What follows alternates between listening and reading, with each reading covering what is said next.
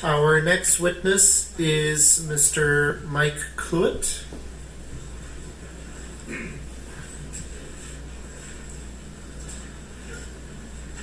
Good afternoon, sir. Good afternoon. You have up to 10 minutes for your presentation.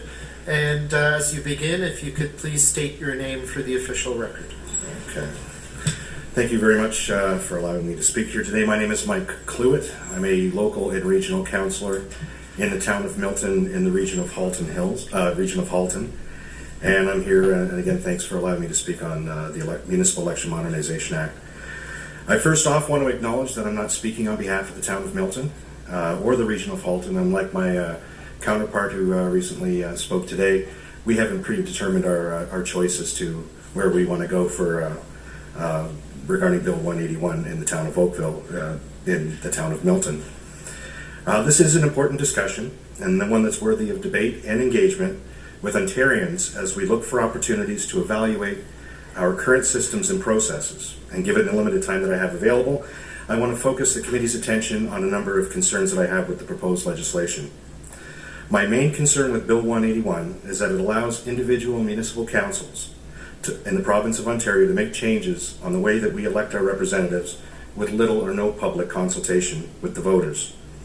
The fact that these decisions can be made without holding a binding referendum at the bare minimum is concerning.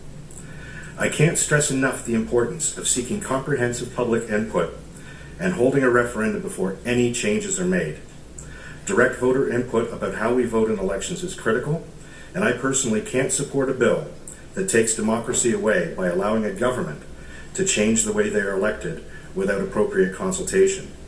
As elected officials, we have a responsibility to consult the voters in the province of Ontario. Elections belong to the people, not to the members of government in Canada, the province of Ontario, or municipal councils. The electorate must have a say on how that system is determined. Ensuring that we protect the democratic process from being manipulated by a political process is non-negotiable. Through this legislation, the provincial government has already decided that there are two choices, and two choices only. We are aware that there are more than two electoral methods available, but they're not up for discussion apparently. Ontarians must have a choice via a referendum before we embark on changing our voting system. Failure to do so is a slap in the face to the voters and is counter to everything we stand for as a democracy. Back in 2007, a referendum was held with the decision by voters to stay with the first-past-the-post system. And while I agree that times do change and that governments should evolve, I do not agree with the government's proposal to punt the issue to local municipalities. This circumvents the voters and does not take into account their desire or lack thereof for change. During the last municipal election campaign in 2014, I can't recall one area or municipality or a candidate speaking on the issue of electoral reform and changes to the voting system we now know. So how could this legislation propose that municipal councils, as small as 7, decide how people elect them without a mandate from the voters? Even the most recent polls after the last federal election listed electoral reform at or near the bottom of voters' issues of concerns. Electoral reform is also being discussed at the federal level of government, where there continues to be loud calls for a referendum on that issue. Another concern I'd like to raise with you is that by allowing municipal councils the ability to make these changes, you open up the risk of self-serving decision-making for personal and political survival. And allow me to give you a brief history of my political career in Milton. I first ran for Milton Town Council in 2006 and came 92 votes short. Now, if ranked ballots were the desired voting at the time, chances are that I probably would have been elected. In 2010, I ran again and was successful.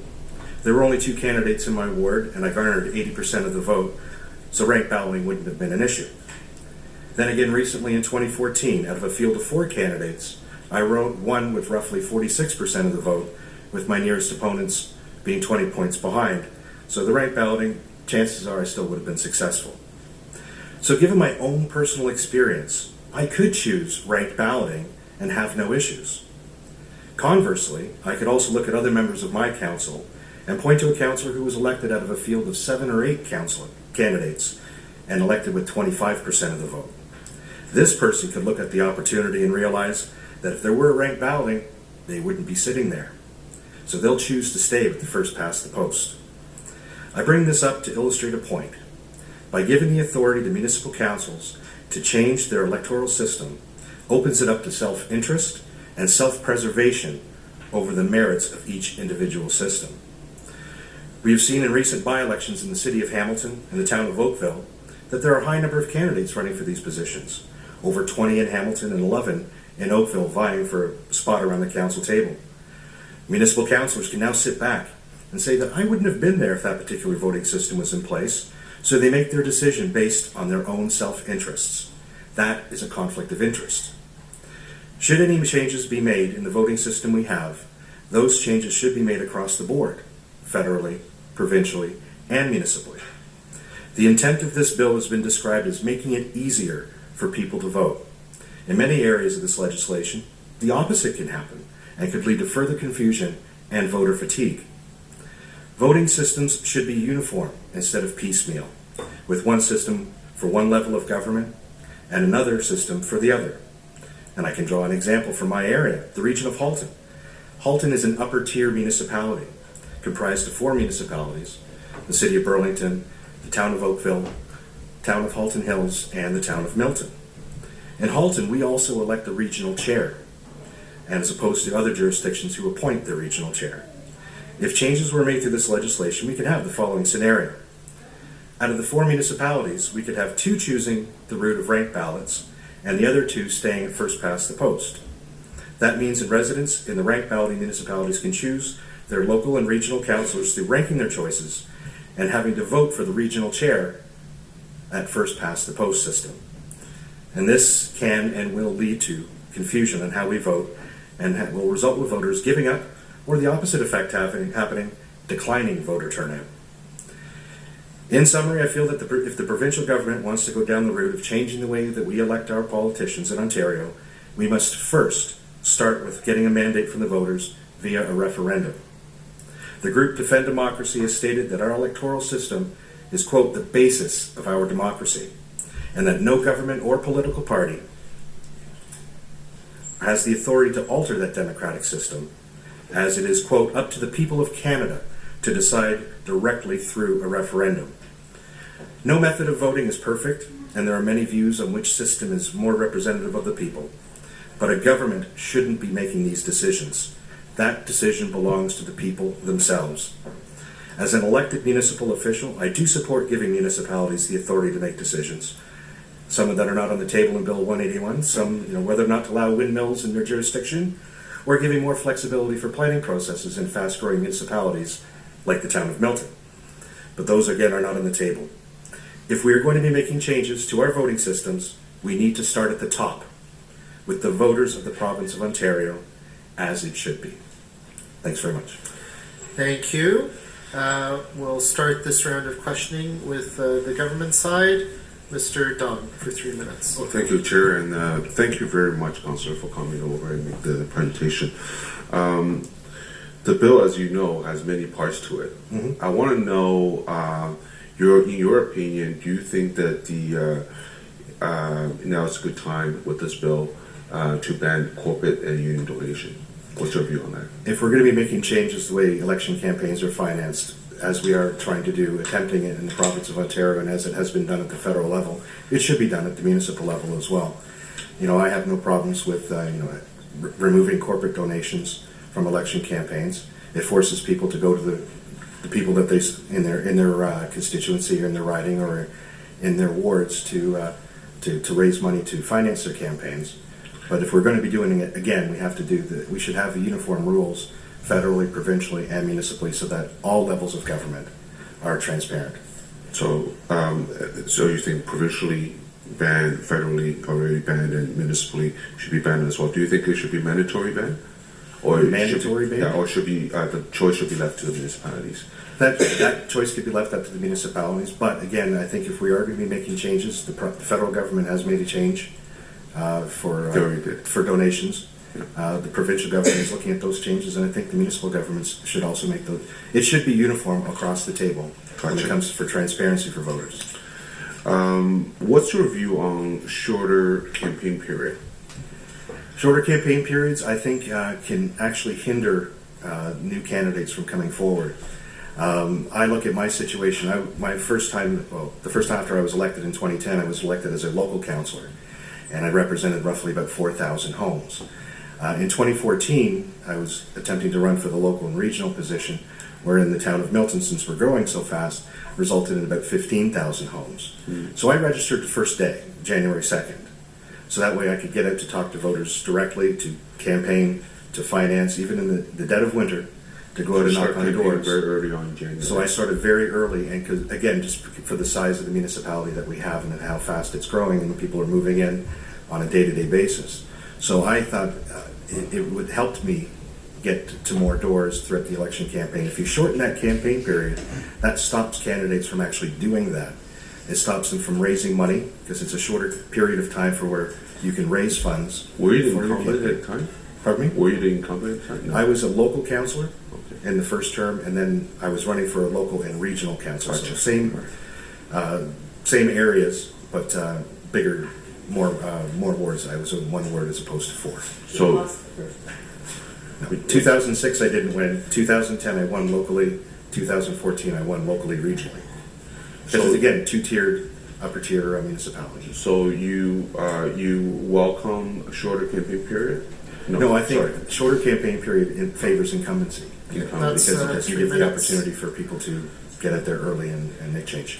Thank Thanks. you. This round to Mr. Hardiman. Thank you very much for your presentation. And first of all, quickly, I want to say I'm glad to hear another presentation that agrees with my proposal to put an amendment in to mandate a binding referendum before Absolutely. anyone can make that decision. I wanted to talk just a little bit though about the last question there about the length of the election period. Up until recently, the date January the 1st didn't appear anywhere. Okay, there was never a start of the election period. There was just a deadline for your nominations. Mhm. Is that correct? Yes.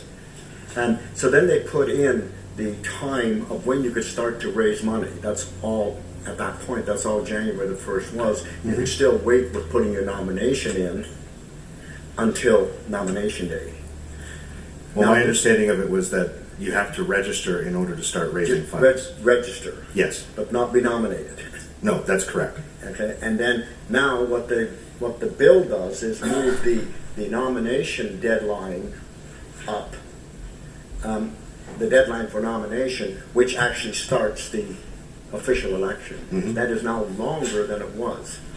Do you see any problem with allowing then the registration day to stay January the 1st to allow new candidates to raise money? Absolutely. It's just that when you have, again, a situation like ourselves in Milton is a good example, because we're the fastest growing municipality in Canada, and before I get home there's probably another 5 or 10 families already moved in.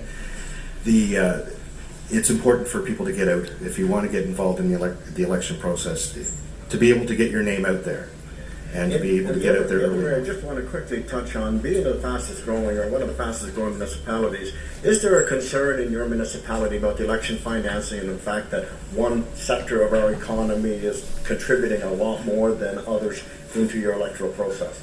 That comes from time to time throughout the process. Again, majority of my campaign donations have been personal.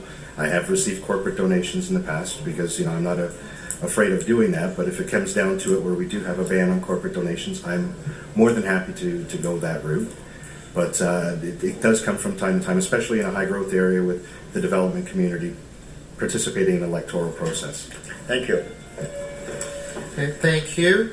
Do members? Oh, All somebody else, current committee. Okay, they have quorum in any case. So now, I thought they were ringing me out all that way. Mr. Hatfield for 3 minutes. The chair, Mike, you get 80% of the vote, and then you get 46% of the vote. What were the voter turnouts in those elections? 35, I believe, Yeah. in one, and about 34 in the other. About So roughly in that across the third range. same around the province. Yeah. So even with 80% of the vote, you didn't have a majority of the No. eligible electors, The right? majority of the people who came out to vote. Yeah. I think Trudeau, as I recall during the federal election talked about proportional representation, part of his campaign, if indeed he did and he got elected. Is that, in your opinion, a referendum, or does he have to hold a referendum before he does anything with it? He would absolutely have to hold a referendum, just as this government should have to hold a referendum before they change the way they vote. In your personal opinion, should all regional chairs be elected directly by the people in a democratic fashion, or do you old boys want to keep it to yourself? I think that all elected... And I'm older than you. No, I understand that. I know we're close.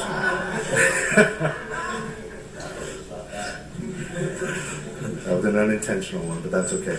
I do believe that all regional chairs should be elected. I think if you're holding a position like of public office, like a regional chair, local councillor, MPP or MP, you should be elected by the people. No, and I don't disagree. Just when you're talking about democracy so much earlier on, yet you're part of a system where once you get elected as a regional councillor, then you'd select your regional chair from amongst yourselves. In Halton Region, we don't do that. No? Our Halton Regional Chair, Gary Carr, is elected by the people. Oh, I thought you indicated that was different. No, there are other jurisdictions who don't elect their chair. Right. Halton does elect their chair through the general election. Right. And if the province ever went to a referendum, as Mr. Hardiman has suggested, do you have any set criteria for the voter turnout of the results of that referendum, or would you accept just whatever the voters decided? I would be looking for at least a 60 or maybe even a 65%. You would need a good majority of people in order to make a change. 50% plus one, I think, is not sufficient. Given the changing our democracy, changing our voting system like this, I think it would have to be. Yeah, but on the other hand, we got a 35% turnout at the municipal level, and but we do have a higher turnout provincially.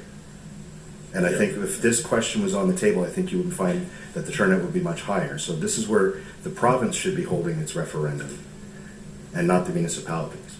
So if the province held a referendum and you wouldn't accept 50% plus one at the provincial level, even though governments can be elected by 35% of the total vote, they can form a majority government. That's true. But we're talking about voting. We're talking about democracy. Democracy needs to be there needs to be a strong winner. 60% in favor for a referendum vote? Because it's democracy. Well, what isn't 50% democracy? We're changing the way we're voting, and it has to be, I think, more one if we're going to be making that changes. Or else you could be going back and forth with successive governments changing our voting systems over and over again. Thank you, Councillor Cluett, for your presentation this afternoon. Thank you. If you do wish to submit anything further in writing to the committee, you can do so until 6 p.m. on Thursday, May 12th. Absolutely. Thanks very much. Thank you. Our next witness